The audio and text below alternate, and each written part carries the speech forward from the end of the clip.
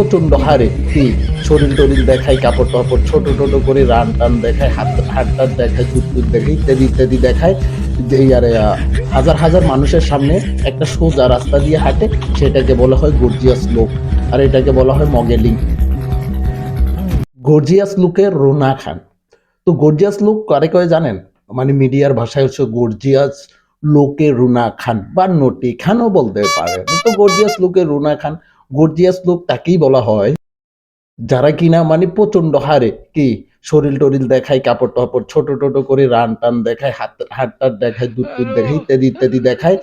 যে আরে হাজার হাজার মানুষের সামনে একটা সোজা রাস্তা দিয়ে হাঁটে, সেটাকে বলা হয় গর্জিয়াস লুক।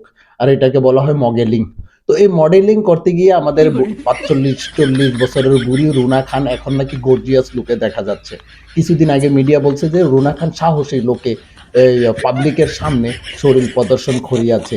এখন বলতেছে যে কি ইয়ার গর্জিয়াস লোক, কিছুদিন বলবে দুদু লোক, ইত্যাদি ইত্যাদি বলে বলে আমাদেরকে কি বিনোদন দেওয়ার চেষ্টা করবে। কিন্তু এই রুনা খান যে এতটা বড় থার্ড ক্লাস, এতটা বড় নিকৃষ্টতম একজন নারী, যে নাকি নারীদের কলঙ্ক, সে এই বয়সে শরীর টরিল কমায়, নারীর স্বাধীনতা বলতে গিয়ে সে কাপড় টাপড় খুলে, সে আবার এটাও বলে যে বাংলাদেশের মতো জায়গায় আমরা তো যাতা করতে পারি না।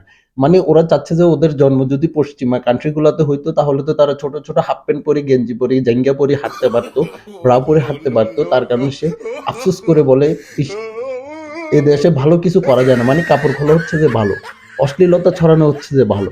এই রুনা খানদেরকে সমাজ থেকে যদি বিতাড়িত করা না যায়, তাহলে ভবিষ্যৎ প্রজন্ম অন্ধকারের দিকে যাবে। এবং এই রুনা খানদের কাজই হচ্ছে যে ২৪ ঘন্টা কি করা, অশ্লীলতা ছড়ানো।